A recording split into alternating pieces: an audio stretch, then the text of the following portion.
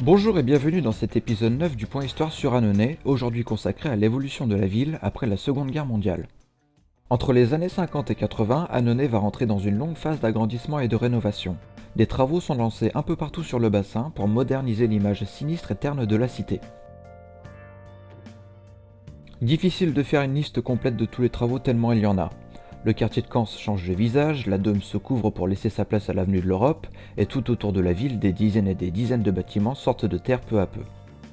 D'ailleurs, c'est en 1975 qu'Annonay connaît son pic de population. La ville compte 20 832 habitants. Le commerce et les industries ne sont pas en reste et se portent plutôt bien, comme par exemple l'usine d'autocars Besset, plus connue aujourd'hui sous le nom d'Iveco-Bus, qui s'est considérablement agrandie en quelques années et a créé de nombreux emplois sur le bassin. Malheureusement, les 30 glorieuses se terminent et laissent place à 30 années beaucoup plus compliquées pour Annonay. Un des secteurs industriels historiques de la ville se casse la figure. Les tanneries et mégisseries d'Annonay subissent des crises économiques et sociales qui vont mener à la fermeture de la plupart des usines qui longent la Canse.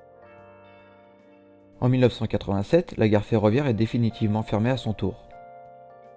De son côté, le commerce de proximité souffre de la multiplication des supermarchés et de la création de la zone commerciale du Mas à Davézieux.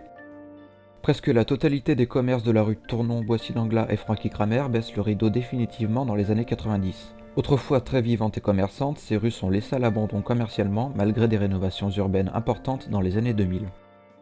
Et pour finir, l'industrie papetière est également touchée en plein cœur en 2009 avec la fermeture de l'usine de Faya implantée historiquement en centre-ville. Comme vous avez pu le constater, ces 60 années sont à l'image de la ville, faites de montées et de descentes. Et bien que le constat semble sévère sur la fin, le futur semble plus clément. Mais ça, c'est un point de l'histoire qui n'est pas encore écrit.